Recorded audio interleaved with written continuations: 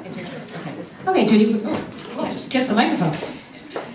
No comments on that. Judy, go ahead. When the timer's ready, you'll get 1 minute for your opening statement, please. Well, thank you very much. I am Judy Clibborn, and I have been your legislature for 14 years.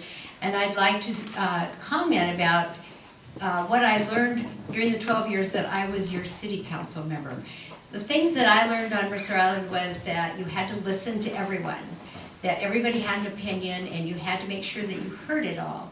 But you also had to make a decision, which meant that that was the only way you were going to get something done. So when I then went to the legislature, that's when I could use those tools to make sure that we got a transportation package done, and it took 3 years to do it, but we got it done. And I learned that we had to respect other people's opinions. So using those things, I have been able to bring decisions and get things done in the legislature also. I'd like to continue using those same tools to get education funded, just like we did with transportation. Thank you. 1 minute. Hi, I'm Michael Appleby. I'm a first-time candidate. I really welcome the opportunity to say hello, introduce myself to you all. I decided to run because there were things in government that I liked, there are things that I don't like, and there are things that I think I can do better. I had the great fortune of being able to call it quits from the corporate world a few years ago, and I had the time and resources. I have a degree in business economics. I had 20 years in the corporate world, but earlier when the OSPI people were talking about opportunities out of high school, my parents had the foresight to put me into trade school for high school because I wasn't ready to go to college. So I did 10 years as a union member, well 11 years actually. I would get a pension. I was a machinist mechanic, but at some point I decided I'm ready for college, and I was able to go back to school and get a degree in business economics. I think I bring a very unique perspective to the job of legislature, and I would like the opportunity because when we look at transportation, education, budget, and taxes, those are 3 unique areas that I can bring some value to, and I'd like to eliminate tolling. Thank you. Okay. Judging by the questions, there's a lot of interest in transportation. So we're going to stay on this topic. Michael, you can please take this question, or answer, I guess, specifically. The express toll lanes, and again, these are audience questions, so from our committee standpoint, we can't verify any of the numbers, so please feel free to correct them if they're not exactly correct, or if they are, just respond. The express toll lanes cost $111 million to install. Half of the revenue is lost to operating costs. Carpooling is down. The trucking industry is hurting, and it's a regressive tax hitting Snohomish County the hardest with $10 tolls.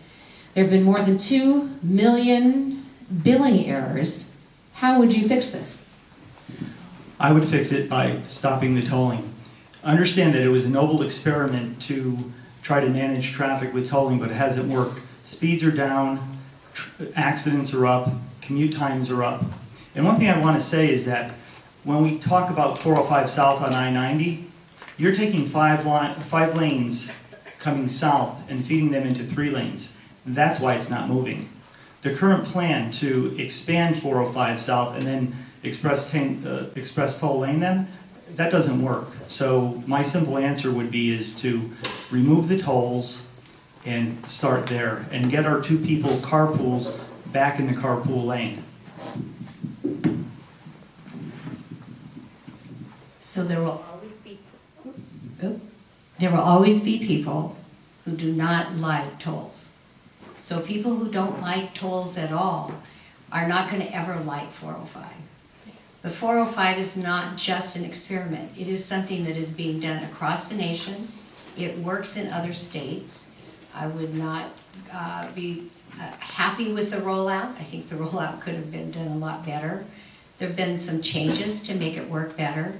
But I will tell you that the revenue that's being generated in those lanes are going to pay for, because we don't have general purpose lanes in our new transportation package.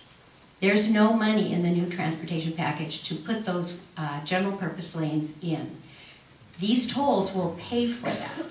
And that will mean that they will work better up north, where I think that's where the congestion points are. But the point is to make sure that you're always able to move goods and people through a corridor. When we had the 2+ HOV, the whole corridor was broken down at peak times, including the HOV lanes. We will be looking at this under statute in 2 years, and we will evaluate whether it's working and whether we want to continue. But you don't stop in midstream. Okay, so I'm going to ask for this answer to be 1 minute, because it's the last one that we'll take on transportation, and then we can move on to some other topics here. So there's a report out that the tolling practice has collected $20 million since its inception. Who exactly is collecting it, and where is that money going? We have had a tolling guru in the past. Are we still paying for that person? We haven't had a guru, and I'm sorry that we didn't. I think when we started tolling, when we first started tolling, the first time when we opened up at DOT, we should have had the guru. We talked about it, but we don't. We do, I can't remember what you said, but the first part of that. The first, I think, was specifically asking where the money, $20 million. Yeah, $20 million has been generated out of the 405 tolls. That money is at DOT. It is going to be spent next year, starting next year, on shoulder running and auxiliary lanes to increase the capacity for general purpose cars, which is where the congestion can be relieved. And that money will be used in that way. It does not go to the general fund. It has to stay on the corridor. It can't even be used for other transportation services. And it is not going to Texas.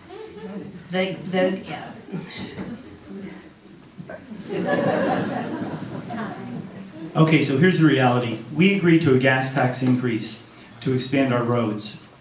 They're taking our gas tax dollars to fund our roads, and then they're going to have us pay again on it. Understand that on 405 North, if they collect $20 million in revenue, $10 million goes to overhead. Whether it be 30 cents on the dollar that goes to the tolling company in Texas, or 15 or half, it's a lot. They bought a cash register for $111 million. Accidents are up, travel times are down. Regarding trucking, truckers don't get to use the toll lanes. They have to sit in the traffic. And anyone who's been up on that 405 knows that there's a lot of traffic. Cars might buzz through, but remember, $10 for a toll, that's only the starting point. And when you start tolling to the airport, that's going to go up too. And are you going to like it when I-90 from Seattle to North Bend is tolled also?